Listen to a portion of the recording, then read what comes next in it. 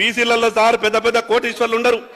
మున్నూరు కాపుల జీవిత చరిత్ర చూసినా, ముదిరాజుల జీవిత చరిత్ర చూసినా, గౌడ్ల పరిస్థితి చూసినా, వడ్డెరోలు రాళ్లు కొట్టే దృష్టి చూసినా, పద్మశాలిల పరిస్థితి చూసినా, గొల్ల కుర్మ యాదవ నాయి బ్రాహ్మణ కమ్మరి కుమ్మరి రజకుల గాన్ల గూన్ల గంగపుత్ర వడ్రంగి స్వర్ణకారు కంసాలను నకాశా వీళ్ళంతా కూడా గణపతులు చేస్తారు సార్. నకాశా అనే కులం దేవుళ్ళని తయారు చేస్తారు సార్. దుర్గామాతలు తయారు చేసి జనానికి ఇస్తారు. కానీ 3 పూటలు భోజనం చేయడానికి వాళ్ళకు తినడానికి తిండి లేనటువంటి పరిస్థితి ఉన్నది సార్.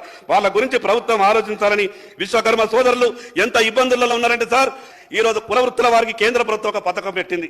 ఆ పథకంలో ప్రధానమంత్రి విశ్వకర్మ యోజన అనే పథకాన్ని అది కేంద్ర ప్రభుత్వ పథకమనో లేదా భారతీయ జనతా పార్టీకి లబ్ధి చేకూరుతుందని ఆలోచించకుండా మీరు రాష్ట్ర ప్రభుత్వం ఉన్నటువంటి మీ మిగతా సిస్టమ్ అంతా కూడా మీరు అలర్ట్ చేయండి.